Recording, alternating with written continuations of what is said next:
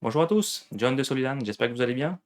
Donc aujourd'hui, j'ai reçu une deuxième boîte de nos amis Poly, donc le Rove 30, un téléphone DECT. Donc ce que je vais faire, c'est que je vais déballer le produit. Ensuite, je vais vous montrer ce qu'il y a dans la boîte et nous allons le configurer en mode SIP Gateway avec Microsoft Teams. Donc, ouvrons la boîte du Rove 30 avec sa base B2. Donc dans un premier temps, regardons le part number. On voit bien Rove 30 plus B2 Single Dual Cell DECT. Ça c'est en kit, on peut acheter le téléphone tout seul, mais celui-là c'est le kit avec la base pour que je puisse vous montrer comment l'installer avec Microsoft Teams. Donc ici j'aime bien, c'est écrit recycler là où vous le pouvez. Donc ouvrons la boîte.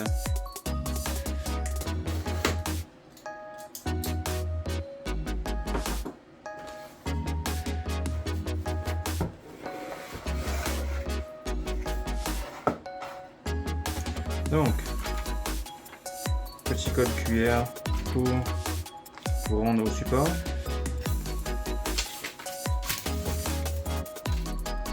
Alors, le téléphone,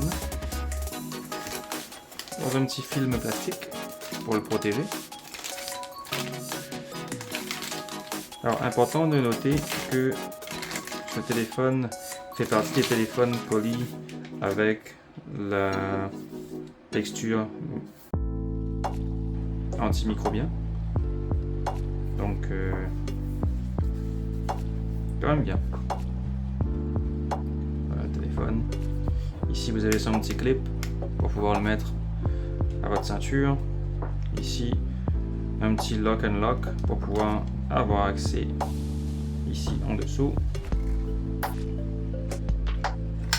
Donc, à la batterie, tout simplement. Alors on vous dit ici, avant l'utilisation, de ne pas oublier d'enlever ça, donc c'est pour protéger la batterie. Donc, bon, on va l'enlever.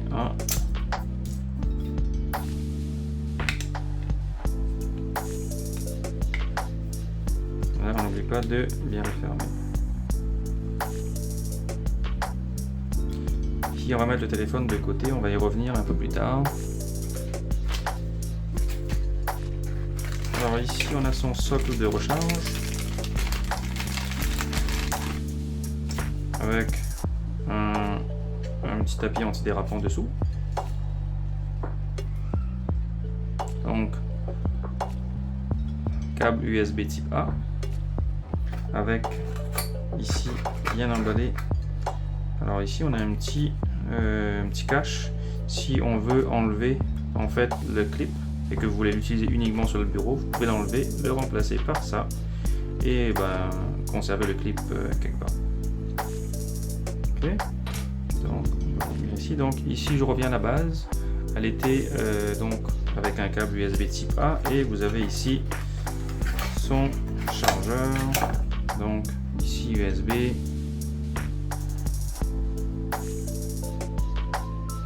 Ok. Donc ça peut venir comme ça pour pouvoir charger le téléphone. Donc, si on fait un peu, on va faire ça comme ça. Donc ici ensuite, on enlève la petite boîte, carton, on va voir ce qu'il y a dessous. Alors, toujours le même emballage, donc dans son petit plastique, ici on a la base. Donc ici la base B2. Ok, là c'est la plus petite des deux bases pour je m'en souviens plus combien d'appareils on peut brancher, mais je crois que c'est 8. Mais je mettrai dans la description le nombre exact de téléphone qu'on peut brancher avec. Donc ici vous avez la base, ok, avec un câble Ethernet et un câble d'alimentation. Donc la base peut se charger en PoE, donc si vous avez une switch PoE, vous pouvez uniquement brancher le câble réseau et l'alimentation va venir avec le réseau. Sinon, vous avez la possibilité de brancher le power qui se trouve juste à côté, ici. Pareil donc en USB type A avec donc la prise d'alimentation qui va venir ici comme ça. Ok, donc je vais brancher ici ça. Ensuite ça au power, et puis donc vous allez brancher le réseau pour pouvoir authentifier le téléphone. Moi je l'utiliserai pas parce que j'ai une switch PoE à la maison.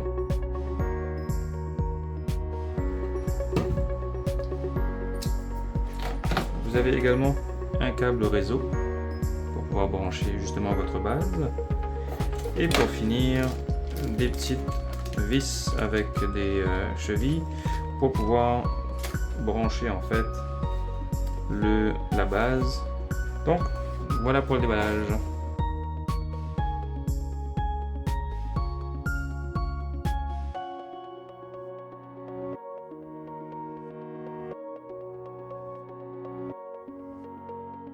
Alors me voilà sur mon bureau avec deux documents ouverts. Donc le premier à gauche, c'est le document de chez Poly sur comment configurer le téléphone. Donc c'est le guide de déploiement du ROV.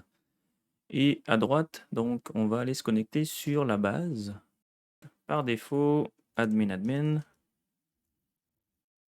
Ok. Et là donc, première fois que vous vous connectez, ça va vous demander de mettre un nouveau mot de passe. Donc moi pour la démo, je vais le mettre. Ok. Donc là, j'ai mis le nouveau password, je fais un return. Bien évidemment, il faut que je me reconnecte, vu que le mot de passe a changé. Voilà. Donc là, je suis connecté au niveau du ROV 30. Alors ici, je suis sur le guide de Poly, donc Poly ROV DECT IP Phone pour Microsoft Teams SIP Gateway. Donc, Poly a été généreux et nous offre un guide pour savoir comment configurer un téléphone ROV pour le SIP Gateway de Microsoft Teams. Donc, si on descend un peu dans le menu ici, si on regarde, donc Factory Reset, donc lorsque vous recevez un téléphone qui a déjà été provisionné avec un autre service, bonne pratique, c'est de faire un reset, donc un factory reset, donc réinitialiser le téléphone à l'état d'usine. Donc, ça, c'est cette section-là, sauf que moi, je viens de l'ouvrir de la boîte, donc je n'aurais pas besoin de le faire.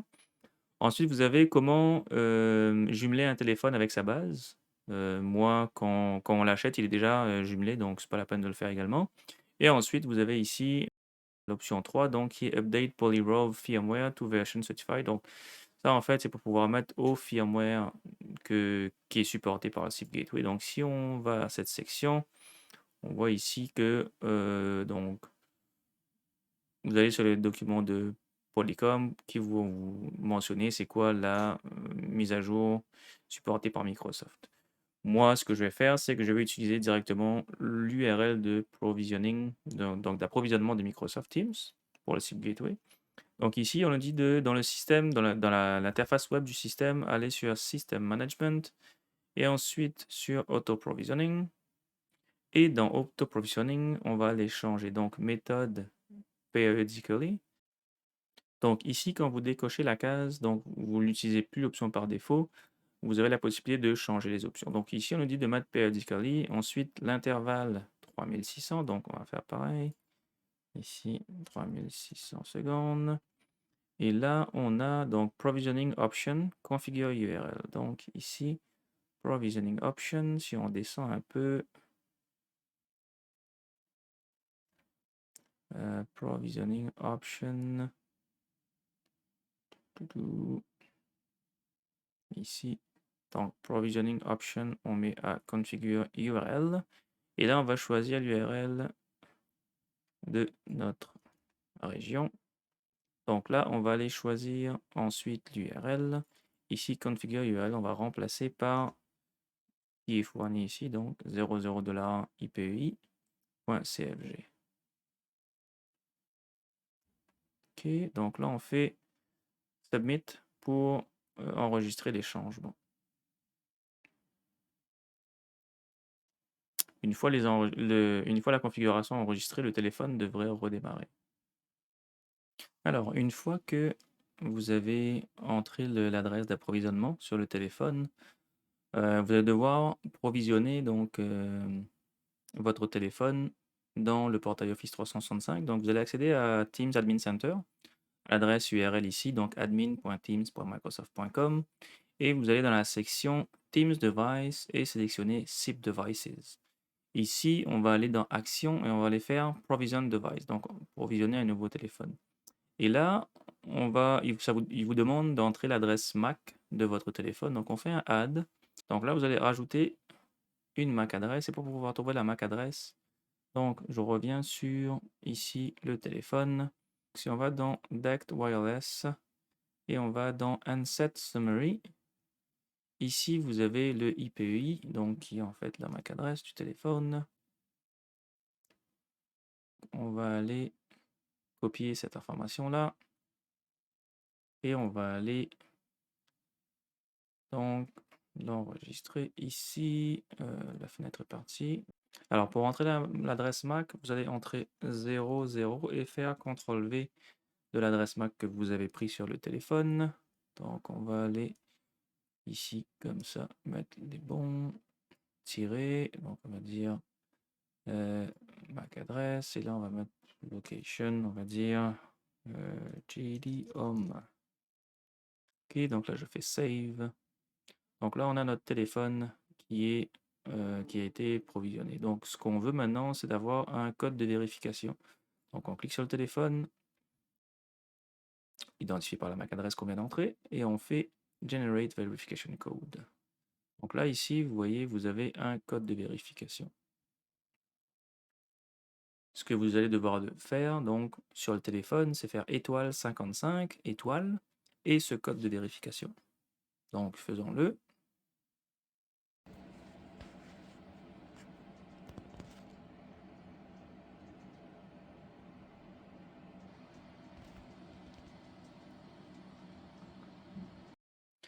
Alors, une fois le téléphone enregistré ou activé, donc vous allez ici donc vous allez faire un rafraîchissement de la page ici. Donc le téléphone qui est dans Waiting on Activation va disparaître pour s'en aller dans Waiting for Sign In. Donc ici, le téléphone, ici JD Home, c'est celui-là. Donc moi, je veux m'authentifier sur ce téléphone-là. Je fais un Sign In User. Donc ça va me proposer une URL pour pouvoir aller m'authentifier. Donc on va attendre l'URL.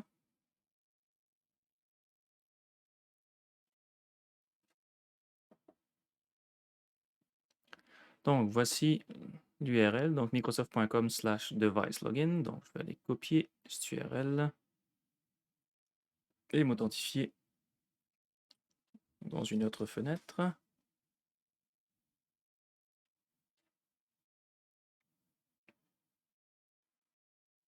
Donc ici, je vais copier le code.